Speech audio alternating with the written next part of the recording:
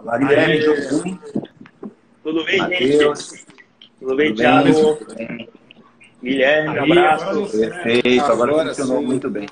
Tudo bem, Tá, Felipe? pessoal, Tudo jóia, desculpa Matheus, aí Thiago. a questão de não entrar pontualmente, mas a gente estava em outra live e não funcionou no meu celular só com 2 pessoas. E agora a gente refez com 4 participantes. Acho que um modelo melhor de ver do que aquele modelo cortado no meio, fica meio estranho. E eu tive a ideia de fazer essa live para falar sobre recuperação em 24 horas. Faz bastante tempo que eu não tenho tempo de falar de fazer alguma atitude ali para nossas seguidoras. A rotina acaba sendo muito corrida e como estamos num lockdown soft, né, acho que é uma hora muito boa da gente comunicar melhor para o paciente, que nada melhor do que a gente, que é o médico, comunicar e prestar a informação correta para os pacientes. Então, eu vou apresentar rapidamente aqui os nossos convidados. Dr. Guilherme Bessot. Dr. Guilherme tem uma clínica muito bonita em São Paulo, tipo uma das clínicas mais bonitas da capital. É um médico que se dedica à cirurgia de mama. Então ele tem uma prática excelente de cirurgia de mama, mastopexia com prótese, troca de prótese e também faz bastante abdominoplastia.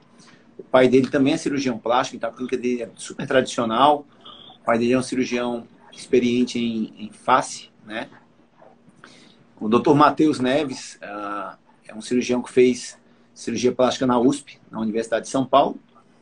E ele tem o foco dele também em cirurgia plástica da mama. Ele acabou de fazer o curso R24 e ele atualmente atua em Salvador, na Bahia, né? Vai ser um dos primeiros, talvez, a fazer essa técnica na Bahia. E, por fim, o Dr. Felipe Colombo, que já é nosso amigo aí de 3, 4 anos, nosso confrade do curso de vinho, né? Já é um médico experiente, tem mais de 10 anos de carreira. É um médico experiente em cirurgias plásticas das mamas e especialmente em dual plane.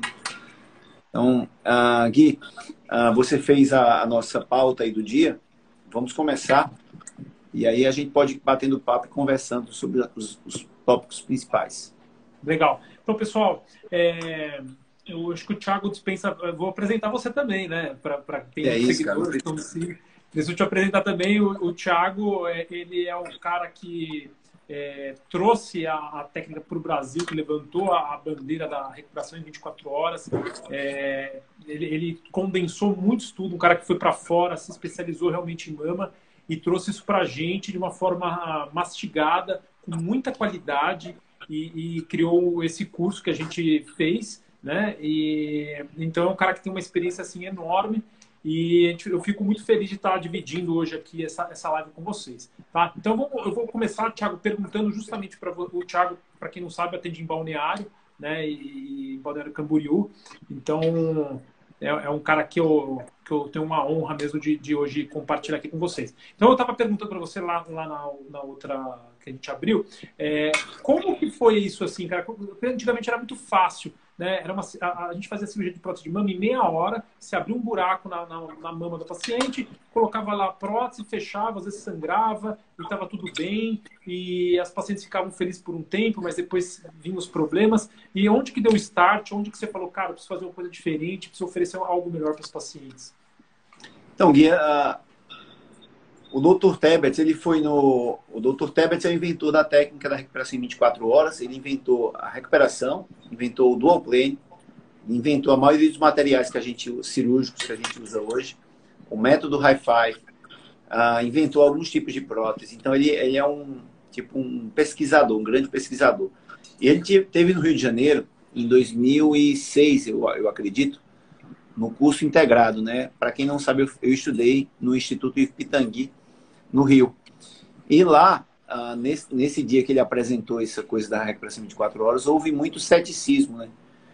E o pessoal falava, pô, o cara está complicando uma cirurgia que é simples.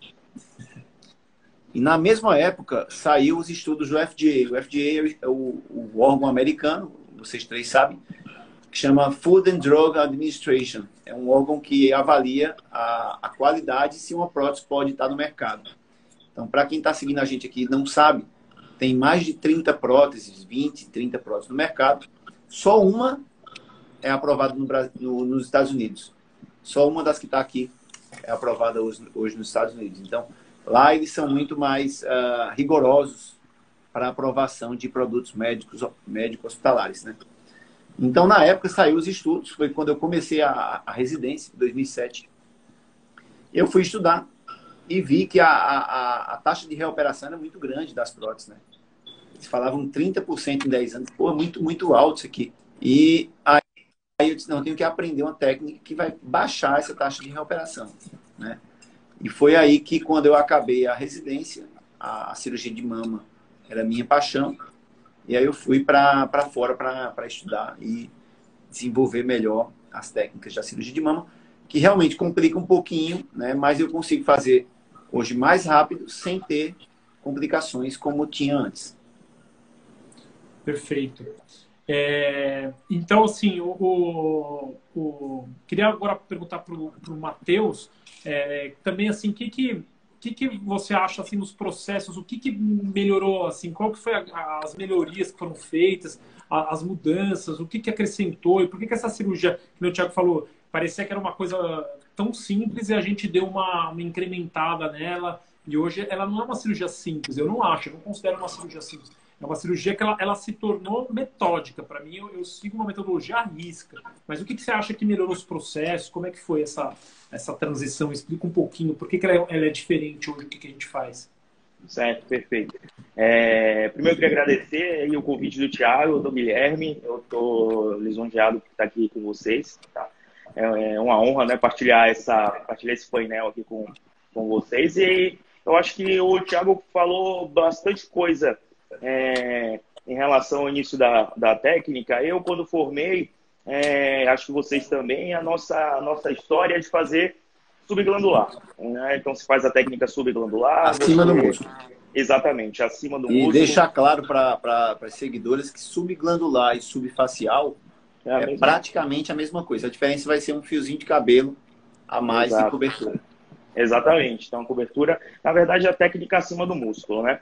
E essa técnica acima do músculo é como o Guilherme tinha comentado, né? Aparentemente é uma maneira fácil de você operar. Eu lembro que um colega meu falou para mim, mas você está estudando dual plane, técnica submuscular, abaixo do músculo. Por que você vai deixar de fazer se o subglandular, né, a técnica acima do músculo, é mais fácil? Foi aí que eu ouvi do Thiago, procurei estudar. E aí percebi o que você acabou de comentar, Guilherme, que não é uma cirurgia simples, mas é uma cirurgia que demanda cuidado e, mais do que uma metodologia, você tem que realmente estar buscando a excelência, tem que estar buscando minimizar complicações, né? E é isso que a gente aprende, né, nos artigos, aprendeu com o Thiago em loco, né? A gente teve a honra de aprender, né? E eu acho que a gente vai falar daqui para frente, mais daqui a pouco, sobre os 14 pontos, né, de segurança na cirurgia de prótese de mama. E eu acho que isso agrega muito valor, né? Não só para o cirurgião, mas principalmente para o resultado da paciente a longo prazo. A curto prazo, as pacientes podem não ter noção do quanto essa técnica ela agrega em segurança e resultado a longo prazo. Não é verdade? Perfeito. Alguém queria complementar alguma coisa, né, em relação aos processos? Então, a principal guia é a melhoria dos processos, né? Antigamente, só para a seguidora mais atenta, ela entender que a gente abria o corte e fazia um buraco acima do músculo, às vezes até com o dedo. Foi assim que eu aprendi em 2008, né? E hoje a gente faz a cirurgia totalmente sem sangramento abaixo do músculo, com o maior cuidado possível, tanto com sangramento, que é comida para bactéria, quanto com contaminação bacteriana. Então, tudo que se fala hoje de que o silicone faz mal, são coisas preveníveis, né? E dificilmente você vê isso na mídia, falando de como prevenir, de como ter menos problema. E os cirurgiões também, a maioria, não está disposto. Eu vejo que existe uma pouca disposição a aprender isso, a mudar os processos. E vocês sabem que aprenderam no curso que a gente tem uma sistematização. Então, a cirurgia tem que checar 7 coisas. Checar 7 coisas.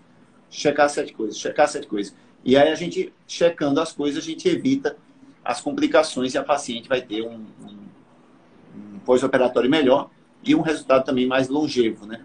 Eu geralmente falo, quando a paciente fala, doutor, eu vim aqui pela recuperação. A recuperação, ela passa. O que vai ficar é um resultado longevo.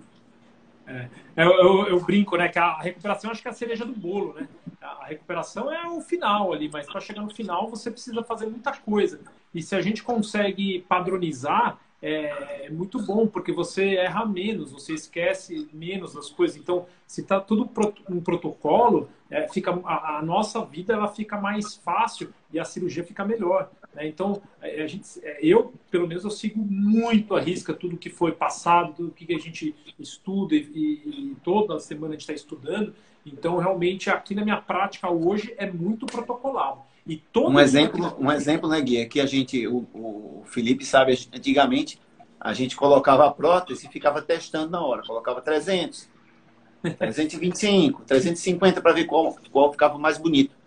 E termina que essas próteses aqui não são tão limpas, né? E na medida que eu coloco uma 300 e depois coloco uma 350, como é que eu vou voltar atrás? Porque toda saída e tirada arromba a loja. Então, termina que acumula mais líquido aqui, seroma, hematoma, infecção, contratura. Então, hoje a gente tem que selecionar o implante antes de ir para a sala. Então, a paciente já vai para a cirurgia sabendo qual implante ela vai realmente colocar. Tá? Então, eu gostaria de saber do Felipe aí sobre o controle do suco, né? Felipe Colombo. Conta pra gente aí sobre sutiã interno e clivagem. Fala, Thiago, tudo bem? Boa tarde, Guilherme. Obrigado pelo convite de vocês. Boa tarde, Matheus. Prazer estar aqui. Boa tarde, prazer. Principalmente com vocês, né, que são ícones hoje em dia e referência para mim em cirurgia da mama no Brasil. Eu vou falar do suco, mas eu queria só comentar um pouquinho antes que você, Thiago, contou a história, a parte da história, né, do desenvolvimento da técnica, da recuperação. Eu lembro que eu estava na residência, lá atrás era 2004, quando saiu o trabalho do Tebbets, foi 2002, se eu não me engano. Aquilo foi um choque. O Fernando Bianco falou ali no comentário, ele falou que assistiu essa aula, quando o Tebbets deu essa aula. Cara, aquilo foi um frenesi na plateia, o pessoal assistindo aquilo e falando, cara, como que a mulher tá indo no shopping agora à tarde? Aquilo ali não entrava na cabeça de ninguém naquela época, era simplesmente alguma coisa fora do alcance. E até aproveito para te parabenizar, porque você foi atrás disso tudo e conseguiu ver em loco, e visitou muita gente até chegar ao protocolo que é o que você usa hoje, que é o que a gente tenta reproduzir também. E eu pude ver isso ao vivo já lá em São Paulo com o Guilherme, realmente é aquilo que a gente viu que ele fazia. A paciente realmente sai mexendo, que como o Guilherme falou, apesar de ser a cereja do bolo, é muito interessante. Então é reprodutível e mesmo assim como o Matheus falou, eu continuei durante muito tempo depois fazendo a prótese daquele jeito que você falou.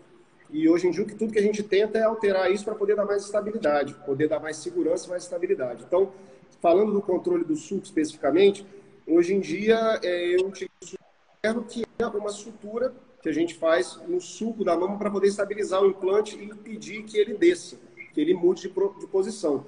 Isso vai garantir que a gente tenha uma clivagem mais bonita, né? Um decote, né? Um polo superior mais marcado e mais bonito, que é o que a mulher quer quando vem atrás de uma cirurgia de prótese de mama. Pelo menos é o que eu entendo, a maioria das minhas pacientes que elas querem é isso, é ter um colo mais bonito e aparente. E é através desse sutiã interno que a gente consegue, um dos fatores que a gente consegue segurar essa prótese no lugar.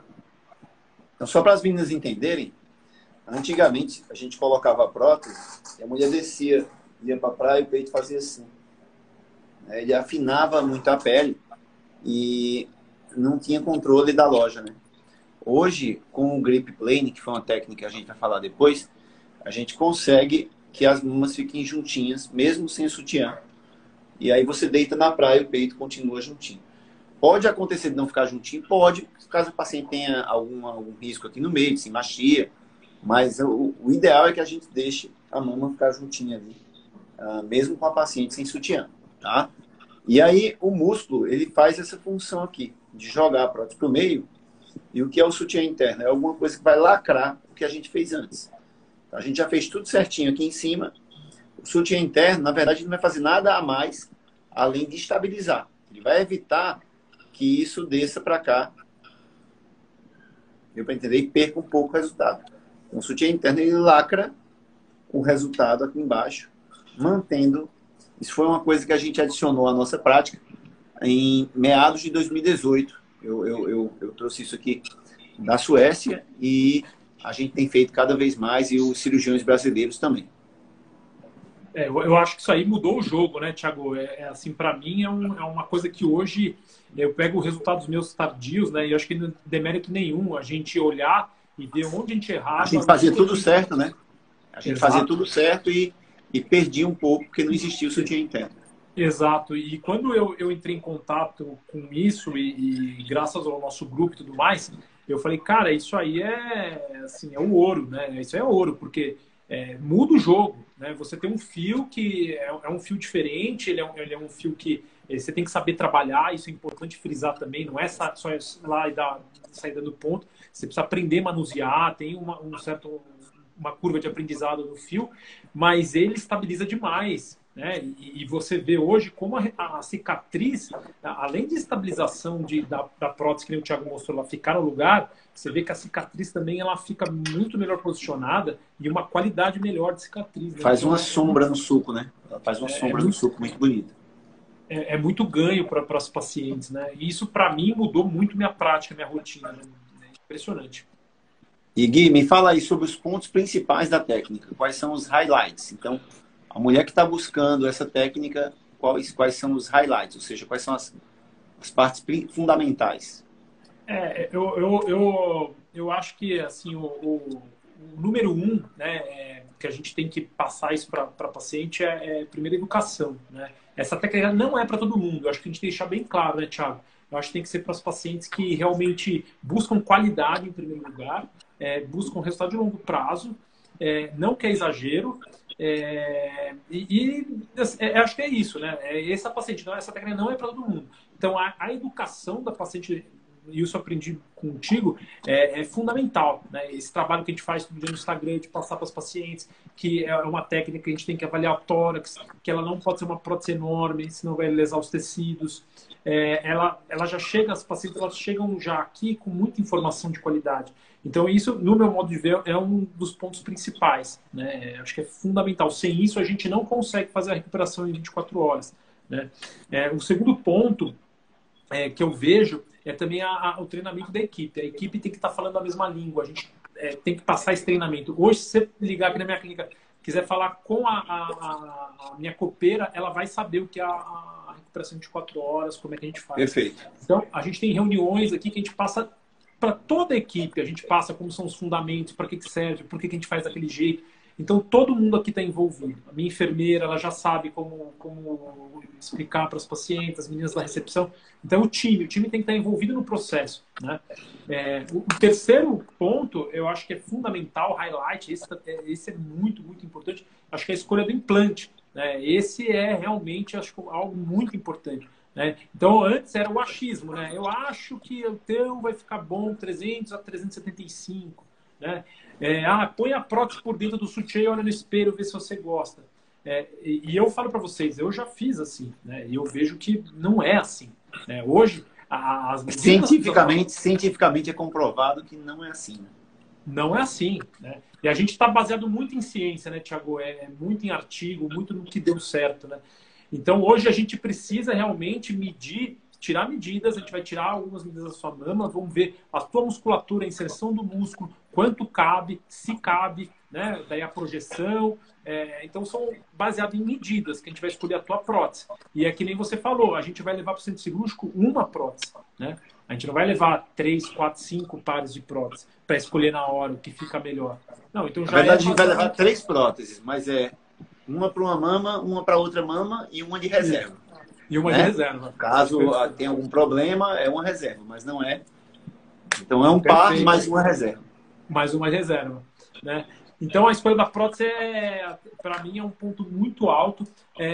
Depois a gente vai para o quarto lugar, que no meu modo de ver a técnica cirúrgica. Então eu assim falo com propriedade, evoluí demais a minha técnica, mas demais. Assim, nos últimos 2 anos foi uma coisa assim, exponencial. Né? E você precisa... Não é fácil essa técnica. Você tem que saber a anatomia, você tem que saber onde você pode cortar, até onde você pode cortar, refazer suco. Onde está cada vasinho. Como usar o afastador para não machucar a costela. A costela. Né? Então, é hemostase prospectiva, né? Que você bate tanto na tecla de queimar o vaso antes dele sangrar. Então, é saber a anatomia do vaso. A gente sabe hoje. A gente foi lá no cadáver, a gente secou junto, a gente viu onde que tá, né? Então, isso tudo é muito benefício para o paciente, mas é muito, né? Você vai colher lá na frente isso, né? Ô Felipe, você tem tido dificuldade para convencer as pacientes a não colocar os implantes muito grandes ou você está conseguindo passar a nossa filosofia, a sua filosofia atual? Tiago, eu faz um ano aproximadamente que eu mudei bastante minha postura em relação a escolher o tamanho da prótese. Tenho obedecido muito mais o high five, tenho medido toda a base de prótese, todo o stretch de pele, tudo que eu tenho feito é exatamente para isso, para tentar mostrar para a paciente que tamanho quanto maior não quer dizer que seja melhor, que a paciente tem um tamanho adequado, que a partir daquele tamanho a gente tem perda. Só para os pacientes entenderem, existe essa tabela aqui, né, Felipe? Fala aí sobre ela. Essa é uma tabela em que, baseado nesses detalhes anatômicos que eu falei, em pontos anatômicos que foi descrito no trabalho que o Tebet também descreveu, a gente consegue chegar a um tamanho que seria o tamanho máximo que você poderia colocar para aquela paciente, sem você romper os limites de musculatura e limites anatômicos que ajudam a segurar a prótese naquele espaço. Então, você sem causar respeitar estria, isso, sem causar problemas para ela. Isso, você respeitar isso é longevidade de resultado, é colo mais marcado, é resultado mais bonito. A meu ver, é isso que eu tento passar para as pacientes. Top mas é mesmo. difícil, mas é difícil. Mas aí que entra a educação, né, Felipe? Eu acho que assim, educação. Eu acho que é um trabalho de formiguinha, é um trabalho de longo prazo, mas que ele dá resultado. Né? É colher lá na frente, como você falou. Eu não quero operar todo mundo, não quero. Eu quero operar pacientes que estejam alinhados com a filosofia. Com a nossa filosofia. Exato, é isso aí. Ô Matheus, você veio da maior escola de cirurgia plástica, né? Tipo, uma escola super prestigiada, como a escola Pitangui também, mas uma escola que existe para todas as especialidades cirúrgicas, né? E você aprendeu a fazer o dual plane. Então, eu queria que você me falasse qual foi a diferença do grip plane, que é uma coisa que nem está descrita ainda, e como isso mudou a tua prática cirúrgica. Então, Thiago, igual você comentou aí, eu vim do HC, né, na USP lá em São Paulo, e a gente tem uma veia muito forte de reconstrução, né? Sempre foi o forte da escola, né? E assim, na parte de cirurgia de mama, a gente também acaba aprendendo a fazer acima do músculo, né? As nossas cirurgias, né? Da parte de estética a gente tem que aprender também, né? E a gente não tinha controle nenhum, como você comentou, né? A gente fazia a nossa loja, colocava a prótese, e eu levei isso para minha vida, achando que realmente era o correto, né? E você fazer dessa maneira era excelência em cirurgia plástica, tomando os cuidados ali que todo mundo toma, né? Então, para os pacientes entenderem também, eu também aprendi assim na minha escola lá, no lugar que eu fiz residência, que o melhor, assim, para a maioria das pessoas era por cima do músculo. Exato. Exato. E aí, então ficava aquela questão do submuscular, né, abaixo do músculo, só para paciente magrinha, né, que tem pouca mama. Só que a gente foi estudando, principalmente depois que saiu da nossa residência, e a gente começou a ver que grande parte do mundo faz a técnica submuscular, faz o dual plane. E aquilo começou a levantar umas interrogações na minha cabeça. Por que no Brasil a gente acaba sendo refém da técnica acima do músculo, de usar prótese de poliuretano, né? E com resultados não tão bons, ao meu ver, a longo prazo, né? Como eu comentei, às vezes a curto prazo, você fazendo ali fica tão lindo, e a paciente com 6 meses a 1 ano volta com um resultado já pobre, né? Então, só explicar aqui uma coisinha sobre a evolução dos implantes mamários que muita paciente não entende, né? As próteses, antigamente, a gente colocava uma prótese, ela era meio caspenta, só para a paciente entender o que é uma textura. Ela era mais caspenta. Quanto mais caspenta a prótese, quando a gente colocava, ela grudava no tecido, certo? Só que quanto mais caspenta, mais inflamação dá. Então, por exemplo, a prótese poliuretano, ela tem uma taxa de perda da prótese, ou seja, tem que retirar, muito maior. Certo? Em 11 anos que eu trabalho, eu tirei uma prótese. Tem colega que a cada 6 meses tira uma prótese de poliuretano, porque ele só usa isso, né? Então, A prótese caspenta, ela não é tão boa. Por quê? Com o passar do tempo, o corpo começa a atacar contra ela e ela começa a ficar mais separada uma da outra. Quanto mais caspenta, na verdade, menos colo vai ter.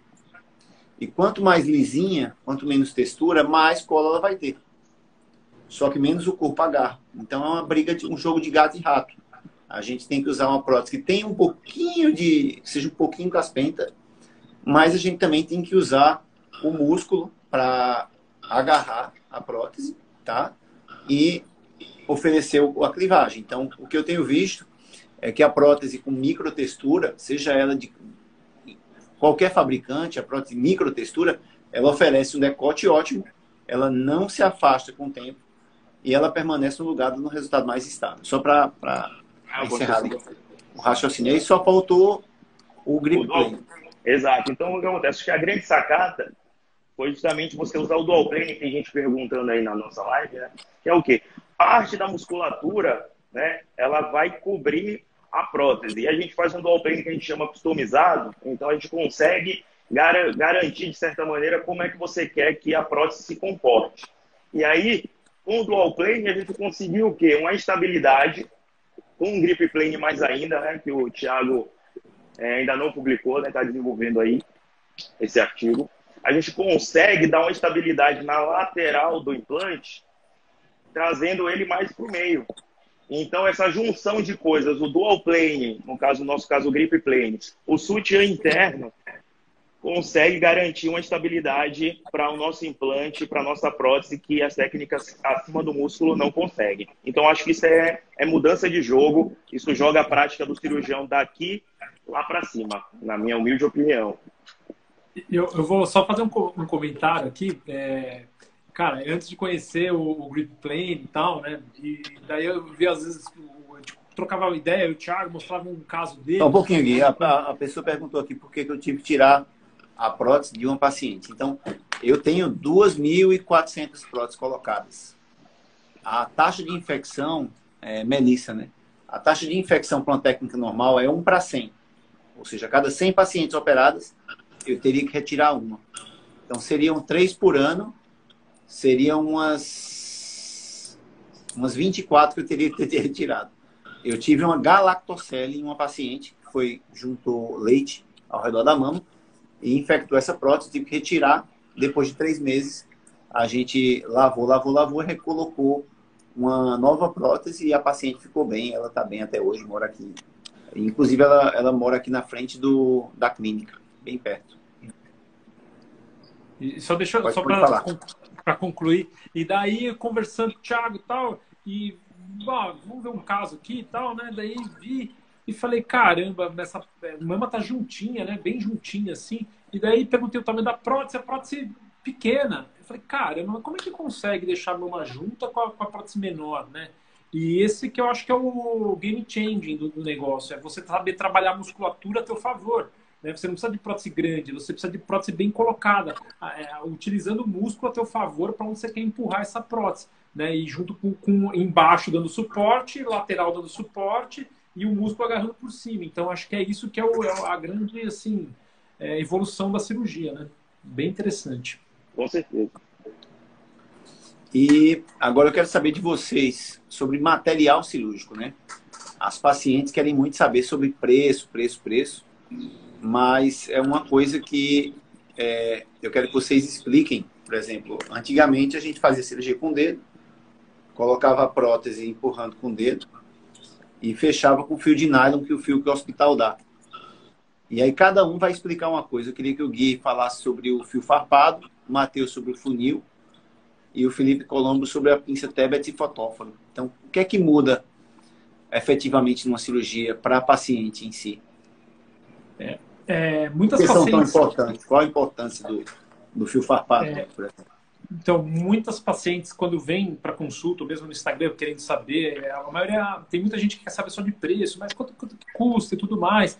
E essa cirurgia, ela é uma cirurgia que depois vocês vão entender por que ela é tão, no meu modo de ver, como é uma cirurgia que ela é longévia, ela é uma cirurgia que se torna barata, né? Se você for colocar a longo prazo isso, né? Agora, ela tem um custo de material a mais, porque a gente quer oferecer hoje o que há de melhor no mundo para os pacientes. Não tem nada além disso do que a gente está oferecendo no protocolo, né? Então, no caso que foi pedido para passar de um fio farpado, ele é um fio que o preço dele é infinitamente maior do que um fio comum, né? Agora, ele tem muito benefício, que é algo que é incalculável a longo prazo. Então, quanto que você não pagaria mais se você ter uma firmeza maior do suco e a tua mama, a prótese não descer? Será que isso é tangível? Né? No meu modo de ver, não. Então, isso vira que na minha prática, na minha rotina, não é mais opcional. Então, assim, paciente, eu não quero usar o fio farpado. Ótimo, não vai operar comigo, porque eu vou usar o fio farpado. Né? Então, é uma maneira assim que a gente sempre ofereceu o melhor resultado para o paciente, e hoje com o fio farpado ele realmente é. Né? E a gente consegue. Fora que o fio farpado ele é muito mais rápido. Então, exato. A cirurgia, para vocês terem ideia, a cirurgia fica 14 minutos mais rápida do que se não usar o fio farpado. Então, você gostaria de ficar mais 14 minutos sendo operada sob anestesia, se não precisa, né? Levando mais droga, então pode acordar mais. Uma cirurgia, ela demora 40, 45 minutos. Se eu posso terminar em 32, tem sentido você ficar 25% a mais de anestesia. Né? Não tem sentido nenhum. É um grande benefício. A gente usa em todo mundo. Acho que é o Matheus agora. E o Matheus, fala aí sobre o funil, Matheus. Vamos lá. Eu acho que o que o Guilherme falou, né? Quando você está planejando trabalhar com excelência, você não pode abrir mão de algumas coisas. No nosso caso aqui, né, de materiais. Então, o fio farpado é um e o funil é outro. Para quem não conhece o funil, né, é um funil realmente de plástico, e o interior dele ele tem uma grande quantidade de ácido hialurônico, né? Aquele mesmo ácido que usa em preenchimento, para poder fazer deslizar a prótese. E qual a função dele, né? Tem muita gente que acha que é dispensável. Não, para que usar funil, doutor? Esse valor aí e tal, coloca com o dedo igual todo mundo, né? Então, o funil, ao meu ver, ele traz alguns benefícios. O primeiro é que a sua prótese ela sai direto da embalagem, onde ela estava com antibiótico, para o funil. Ninguém toca nela, tá? Então, isso daí, de você a prótese não passar, não circular em várias mãos, incluindo a do cirurgião, é um ganho muito grande. Quando vocês virem um cirurgião fazendo assim, já na cirurgia, é porque alguma coisa não está boa. Porque ele está pegando na prótese e vai colocar lá no teu corpo. Então, isso aqui está contaminando mais, né? O cirurgião, quando a prótese está lá dentro, ele pode até ajudar ali para ela ficar mais redondinha, assim, não espalhar a prótese. Mas fora do corpo, não. Então, você tem uma manipulação excessiva, aumenta muito a chance de contaminação. E contaminação pode significar infecção, contratura, né, que é a rejeição, para você, paciente, que está assistindo a gente aqui, né? Então, você usa o funil justamente para diminuir isso daí, né? E você coloca a prótese através do funil, né, de uma incisão que você pode usar uma incisão, inclusive, menor do que a habitual, né? Então, você pode dispensar, usar uma incisão de 3,5, 4, 5 centímetros, depende da prótese.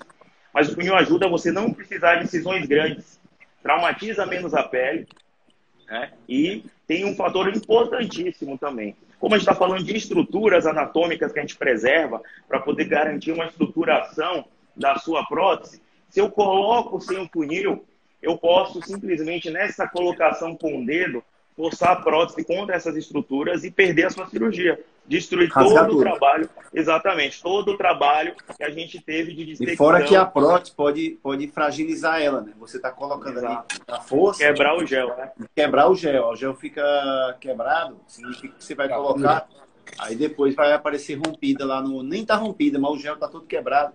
Aí vai aparecer rompida lá depois. Então parece uma coisa simples, mas tem muito valor isso na cirurgia. Eu acho que não tem como... A gente ficou sem porque não tinha o material, né? A gente estava sem receber de fora. Mas agora a gente estava fazendo uma cicatriz bem grande, né? Agora que voltou, eu fiquei 1 mês e meio sem. Mas agora já está de novo a cicatrizinha pequena. Está disponível já no Brasil. E aí, Felipe, fala sobre a pinça Tebbets e o fotóforo. Bom, são as coisas mais caras. Porque o fio farpado e o funil é mixaria, né? A gente compra ali para cada paciente, mas é um valorzinho ali ínfimo, é um salão de beleza da mulher. Mas a pinça Tebbets e o fotóforo realmente são materiais caros. Eles não vendem no Brasil, né, Felipe? Sim, sim. É material importado, mas pelo menos, como você está falando, a gente compra uma vez, teoricamente, né? Porque acaba tendo... Não, a pinça Tebbets tem que trocar a cada tem que trocar, porque ela é muito delicada, o manuseio, às vezes, o próprio pessoal no hospital pode acontecer algum acidente, né? Mas, enfim... A pinça Tebbs foi desenvolvida pelo próprio Tebbs e ela substitui o bisturi elétrico, que é um dos instrumentos que a gente utiliza na cirurgia, a partir do momento que você entra na dissecção do músculo. Então, ela é uma pinça que tem uma dupla função. Ela funciona como bisturi elétrico, né, para você fazer a dissecção dos planos, e, ao mesmo tempo, ela funciona quando você pega em alguma estrutura como um vaso, que você quer cauterizar esse vaso, que é o que a gente chama de hemostasia prospectiva. Você vê o vaso lá na frente, você consegue pegar esse vaso antes dele sangrar e cauterizá-lo, né? Você para o sangramento antes dele acontecer. Isso faz parte da recuperação 24 horas, porque você vai causar um trauma menor na cirurgia, você vai ter menos sangramento, menos chance de contratura, menos chance de infecção. Então, quer dizer, hoje em dia é um instrumento uma ferramenta que eu julgo fundamental para você ter o melhor, a excelência numa cirurgia de prótese de mama. Além disso, o fotóforo, né, que você me pediu para falar também, o fotóforo é aquela luz que é uma iluminação que a gente coloca na própria fronte, né, na nossa testa, e que você tem uma iluminação a partir dali. Com isso eu vejo muitas vantagens. Você tem uma iluminação de todo o caminho por qual a luz percorre. Você não tem só o afastador iluminado, onde você só tem a iluminação da ponta desse afastador. Você tem a iluminação do caminho todo. Outra grande vantagem é menos instrumento que você coloca dentro da loja cirúrgica, dentro do espaço da sua dissecção.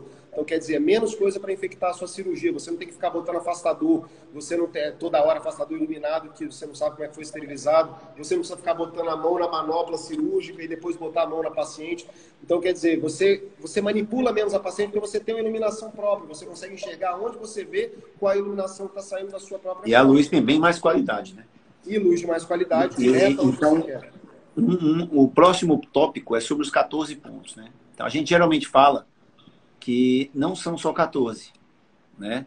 São uns 22. Por exemplo, esse foco aqui da cabeça é um ponto importante para evitar contaminação, porque existe uma bactéria, eu falei ali de 1 para 100, tem cirurgião que tem muito mais infecção, porque essa luz, que é uma luz que tem os afastadores, a luz está na ponta do afastador. O médico vai dentro e vai olhando a luz e vai queimando na pontinha sem a luz na testa. Essa luz aqui ela é muito mais fácil de contaminar por uma bactéria chamada Mycobacterium, que é aquela que causa o seroma. Então a paciente diz, eu estou com seroma. Por exemplo, eu nunca tive seroma, eu tenho 2.500, uma casuística muito grande para alguém da minha idade. Eu nunca tive seroma. Por quê? Porque eu nunca usei esse tipo de afastador com a ótica, que a gente chama. E aí todo mundo ali do grupo R24R migrou desse tipo.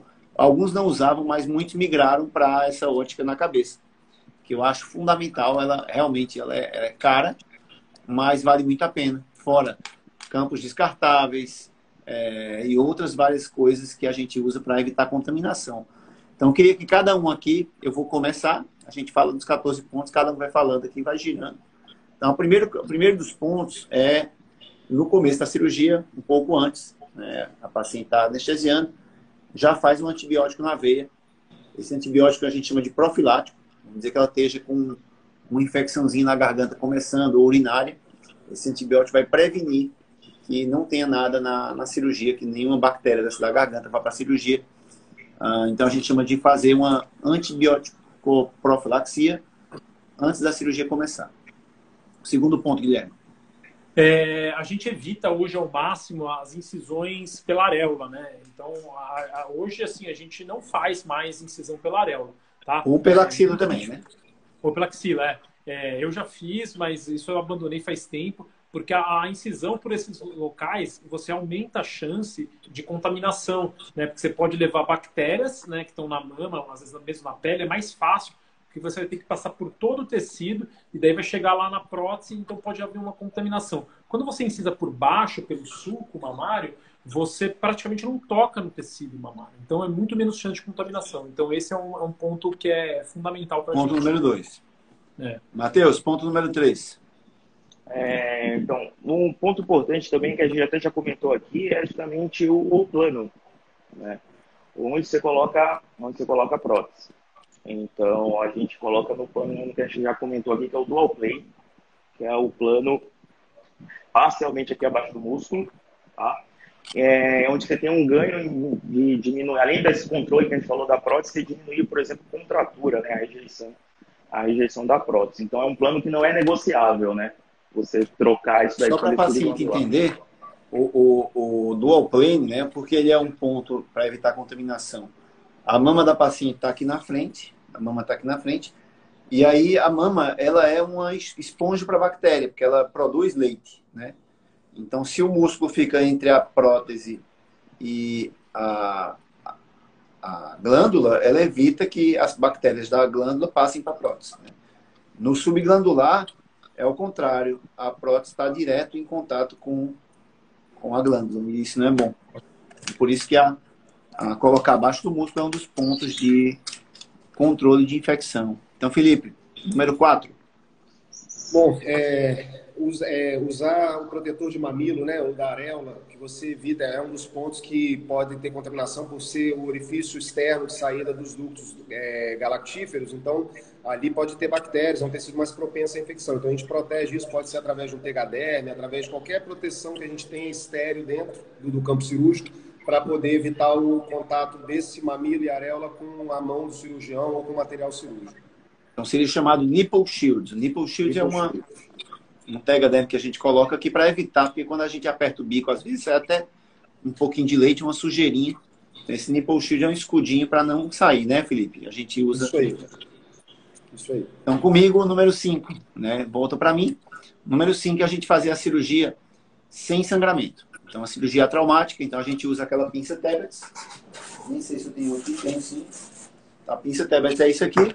A gente vai procurar o vasinho. Vamos dizer que o vasinho seja o X aqui, ó. Eu vou queimar o vasinho antes que o sangramento aconteça, tá? Essa pinça, ela quebra bastante, por isso que essa aqui tá guardada. Eu já tenho mais de 100 pinças aqui. Cada uma custa caro, a gente compra nos Estados Unidos. Então, ela evita que o sangramento aconteça, ou seja, que banhe de sangue o tecido, torna a cirurgia mais difícil, porque fica difícil de ver, então eu queimo antes. E sangue é comida para bactéria, então a gente reduz a contaminação, reduzindo as comidinhas para as bactérias. Perfeito. Vamos lá. Antes de a gente colocar a prótese, momentos antes de a gente colocar a prótese, a gente vai lavar a loja que a gente criou com uma solução com antibiótico, né? Então a gente lava bastante, tira todos os coágulos que formam de cauterização, o resto, assim, impureza ali. De gordurinha. Gordurinha que fica, então a gente lava, e depois lava com mais antibiótico também, né? Então isso é um dos 14 pontos que a gente também não abre mão na cirurgia. Número 7, Matheus. Então, outro ponto, a gente também já comentou aqui, é justamente fora a irrigação, né, da loja, o uso funil, né? Então, usar o funil de Keller, no caso chama de funil introdutor, né? Ele facilita justamente não só a colocação da prótese, mas também diminui a chance de contaminação na passagem da prótese, tanto no contato com a pele da paciente, quanto a manipulação que a gente havia comentado aqui. Número 8, Felipe. Bom, na hora que você vai introduzir o implante, sempre manuseado, apesar do funil, né, sempre estar com luvas novas, trocar as luvas, estar com materiais sempre renovados, para você poder ter a menor chance de contaminação. A luva que eu vejo como mais importante, que é o que está mais próximo ali da prótese, que vai segurar o funil ou que vai introduzir a prótese na falta do funil. Então, essa luva tem que ter acabado de ser aberta, na minha opinião. E o afastador novo, né? Sim, dois afastadores para... Um afastador só para a hora da introdução. E a gente usa até luva sem talco, né? Deixar até bem claro que é uma luva diferente que a gente usa, né? Que ela também tem um custo maior. Então a gente acaba usando uma luva bem diferente, assim, que ela não tem talco, tá?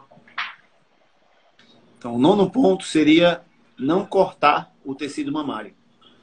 Então, algumas cirurgias, por exemplo, quando a gente vai fazer mama tuberosa ou cirurgia em cima do músculo, às vezes a gente tem que cortar um pouco o tecido mamário para... Mama tuberosa, pra vocês entenderem, é uma mama que é meio achatada embaixo. Então a gente cortava, né? Tipo aquela paciente que fez galactocele que eu contei, eu cortei por dentro os ductos ali para ela expandir. É uma cirurgia que eu fiz faz muito tempo. E se descobrir depois que cortar os ductos, você joga bactérias para dentro da cirurgia. Então, não cortar o parênquima mamário é um dos 14 pontos, é uma sugestão para evitar contaminação. Então, hoje, se a gente for fazer uma cirurgia assim, a gente não corta, coloca a prótese, fecha por baixo e depois corta pela areola e faz uma incisão independente para fazer esse trabalho da areola. Tá? Então, essa coisa mudou, né? A medicina está sempre mudando e evoluindo, e foi assim. Gui, número 10. Vamos lá, evitar ao máximo, né, o uso de dreno. Então, a gente não usa dreno hoje nas nossas cirurgias, mesmo porque a gente usa, faz a técnica traumática, faz a hemostasia prospectiva com a pinça de TEPS. Então, vocês vão vendo que uma coisa leva a outra.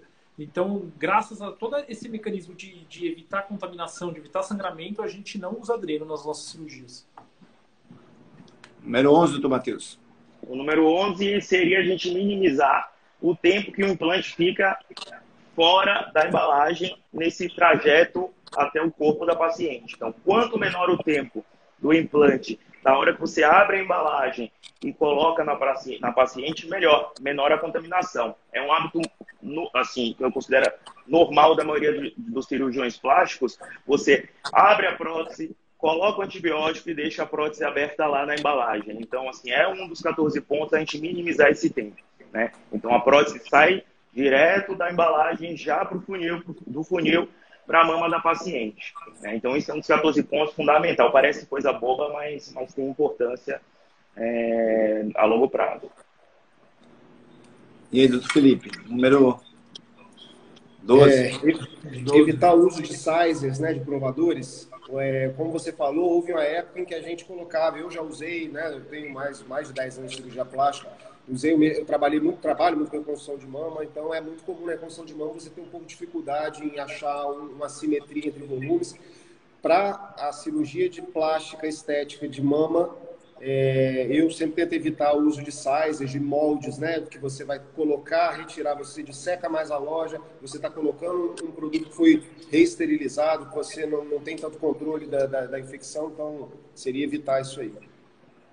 Então, número 13 seria um conselho para as pacientes que já têm prótese. Então, sempre que forem fazer um procedimento dentário ou uma endoscopia ou qualquer procedimento invasivo, tem que avisar o médico que você tem prótese para fazer um antibiótico, profilaxia antes do procedimento. Então, você vai fazer uma cirurgia de canal ou qualquer procedimento dentário, tem que fazer uma profilaxia para as bactérias da boca lá, quando o dentista for manipular, elas não irem para a mama, ou seja, não dá uma bacteremia. Então, esse é o número 13 e o Gui vai falar o número 14 agora. 14 é a sutura por planos, com fio farpado que a gente faz, né? A sutura em camadas. Então, a gente usa justamente o fio farpado, que a gente consegue fechar. A gente chama de sutura em 4 camadas. Então, com esse fio, a gente fecha 3 camadas. Então, a camada sutiã interno, depois a camada mais profunda, depois uma camada mais superficial e a gente finaliza só com a pelezinha, assim, com um fio intradérmico, que daí esse é um fio que a gente usa de um monocrio, que é um fio usado em cirurgia plástica, mas a sutura em camadas é bem importante. Então seriam esses os 14 pontos aí.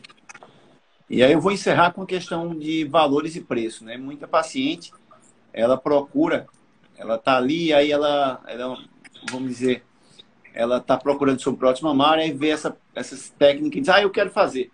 Então essa técnica não funciona para todo mundo. Ela não funciona para aquela paciente que quer 400 ml ou que quer colocar o máximo possível que a amiga mandou.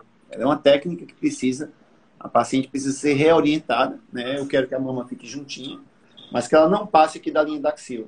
Então a mama tem que ficar bem posicionada, tá? E quais são os valores? Então, quanto custa para essa paciente que vai colocar essa prótese ficar sem pegar o filho de 1 ano? Quanto custa ela trazer a mãe do interior para ajudar a cuidar da casa, porque ela não pode levantar o braço 15 dias? Quanto custa ela não dirigir, né? Ela ficar alguns dias sem dirigir? Quanto custa o marido ter que pegar alguns dias fora do trabalho ou da empresa e ficar cuidando dela em casa, né? Então são várias coisas que ou ela pegar e ter que inventar uma desculpa para o filho, a mamãe está mal, a mamãe está operada, né?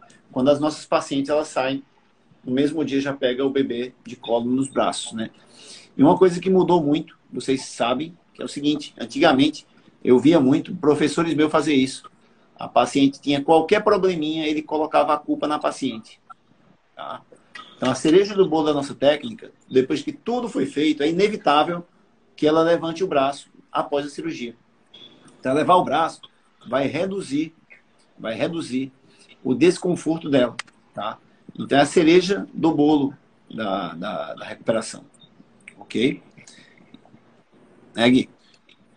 Eu acho que, sim, o que você falou é perfeito, cara. E eu vou até contar um pouquinho, assim, como é que foi onde que eu cheguei na recuperação 24 horas e por que eu sou fã hoje. Eu, assim, já falei mal não falei mal da técnica, mas eu falei assim, não, isso é absurdo, pra que isso, né? Não tem necessidade, né? Lá atrás, porque o cirurgião, muitas vezes, assim, você aprender uma coisa nova, você ir atrás de material novo, treinar uma equipe é mais fácil. Às vezes você fala assim, não, isso aí não dá certo, para que eu vou inventar alguma coisa se a minha já está dando certo, né? E eu fui vendo, foi passando os anos, eu fui me interessando cada vez mais, até que um dia a gente tem uma casa em Vinhedo, a gente estava na piscina, eu estava com a minha esposa, eu falei, Gá, seguinte, ó, se você tivesse que escolher hoje para colocar a tua prótese, uma é a técnica tradicional, que você vai ficar mais ou menos aí 20 a 30 dias meio de molho e tudo mais. Ou uma outra que no mesmo dia você já sai para jantar, você já pode pegar as crianças, você já pode dirigir no dia seguinte, trabalhar. O que você escolheria? Ela falou assim, você está brincando que existe isso. Eu falei, não, existe uma técnica até que já é de 2002, mas agora não foi aperfeiçoada. Ela está de brincadeira, né? É óbvio que eu optaria por essa. Né? Então, eu acho que hoje, na vida moderna que a gente leva, aqui em São Paulo, muito, assim, né? Você vê que o pessoal tem que trabalhar, tem que estar na rotina, no dia a dia. Muitas empresárias que nos procuram, às vezes dentistas, são pessoas que têm que estar no dia a dia, você, né, não pode parar. Então, isso é o valor, né? Esse, para mim, é o grande valor da técnica. Né, de você devolver ela para a atividade, para a rotina. Mas antes disso, Gui, o que é que acontece? Tudo que a gente faz na cirurgia, que a gente falou antes, aqueles cuidados, eles tornam essa recuperação inevitável, né? E aí que é a grande mudança que eu acho, que é aquela coisa. Os meus professores, a paciente chegava com um problema, eles sempre botavam a culpa nela, né? Sim. Então, na minha construção, porque eu estou fazendo isso aí desde 2011, né?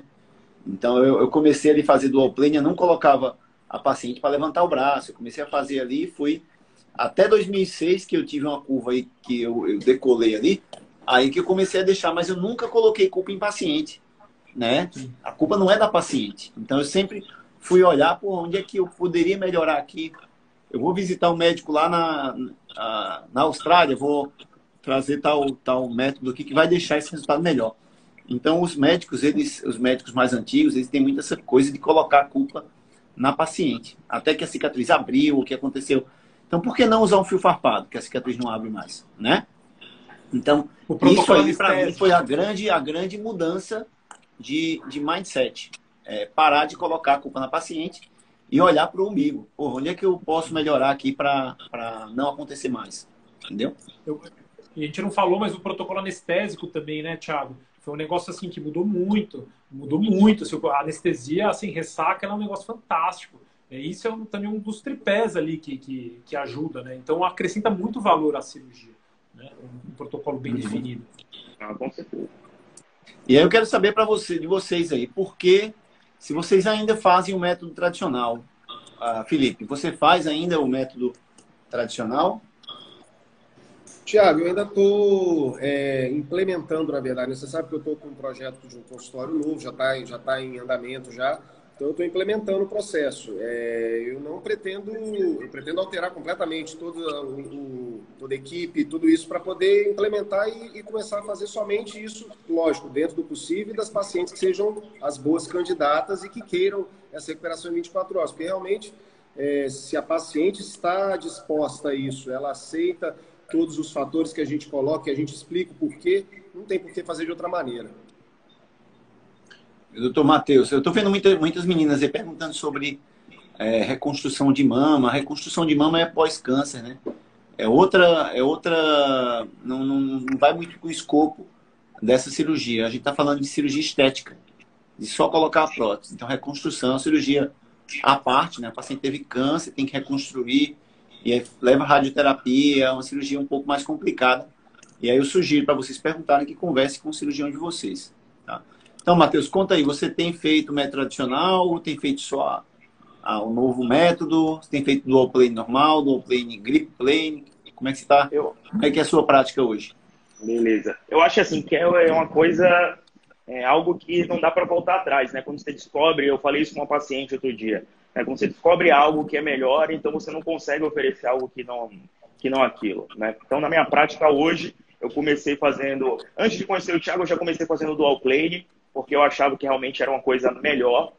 E aí eu comecei a estudar, conheci o Thiago, conheci o grip plane, e hoje, na minha prática, eu só ofereço prótese de mama, se for com recuperação em 24 horas, grip play, os 14 pontos, né, estendendo um pouco mais, como a gente comentou aí, os 22 pontos, porque eu acho que não faz sentido, para mim, como cirurgião, oferecer algo menor, né, para essa paciente, conhecendo o que eu conheço, né? É óbvio que você vai implementando coisas. Eu tenho a sorte de estar montando uma equipe, a equipe está muito, muito focada, a minha equipe aqui em Salvador, a gente entregar esse resultado, já entendeu a filosofia, como funciona.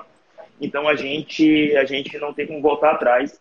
Hoje, na minha prática é um grip plane, a recuperação em 24 horas. Com certeza. E você, Gui? Eu também. Aqui, assim, se você ligar aqui... Outro dia ligou uma paciente, não, mas eu não quero fazer a recuperação rápida, eu quero fazer de outro jeito. Não agendou consulta, a gente nem agendou consulta. Então, realmente, a gente voltou à prática da clínica aqui e todo o fluxo aqui dentro ele já é bem montadinho para os pacientes terem uma experiência legal, não só pelo Instagram, mas quando chega aqui também tem uma vivência, uma experiência, que ela se sinta segura, está fazendo a opção correta. Então, a gente está muito focado nisso. Os resultados realmente assim mudaram muito, muito. Eu falo isso com uma alegria. O resultado do grip plane muda a cirurgia de mama. Para vocês entenderem, vocês estão assistindo, o grip plane ele é a maior invenção desde o dual plane, tá? Então a cirurgia ela começou a ser feita acima do músculo, aí foi ser feita subfacial, aí foi para dual plane e eu posso dizer sem sombra de dúvidas que o grip plane muda o jogo, né? Muda a parada ali. Eu acho que eu voltar a fazer acima do músculo seria até meio que... eu não me sentiria bem de fazer uma cirurgia acima do músculo se eu sei fazer abaixo. Entendeu? É como se a Ferrari, alguém fosse lá e me vende um Fusca aí, o cara fosse fabricar Fusca lá na Ferrari. Não tem noção, sabe? Não tem sentido. E isso é uma coisa que todo mundo ganha, né, Thiago? As pacientes todas, elas são as maiores, as beneficiadas são as pacientes, porque elas vão ter uma cirurgia melhor, elas vão ter menos complicações no futuro.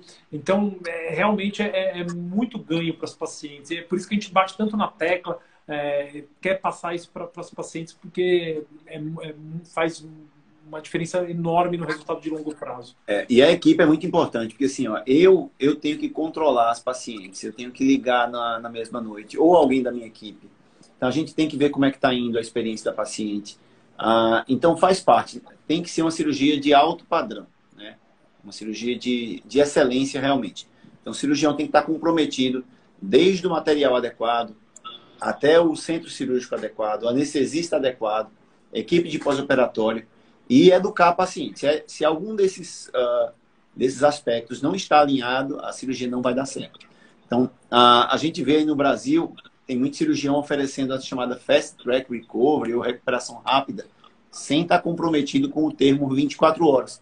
Porque provavelmente algum dos elementos não está certo. Então, eu conheço alguns que não têm o material, que a gente falou aqui. Então, aquela pinça lá, ou o afastador de cabeça. Se ele não tem isso, não vai dar certo, porque ele não vai conseguir fazer a mesma cirurgia. Ou se ele não tiver a moça que faz o pós-operatório, ele também não vai conseguir. Ou se ele colocou uma prótese de 400, 500, vai doer muito e vai perder, a prótese vai para o lado. Então, são várias variáveis que a paciente tem que entender que o médico tem que seguir, né? É um passo a passo, protocolo, para ele ter sucesso nesse pós-operatório. Então, vocês querem falar alguma coisa aí? Acho que vai cair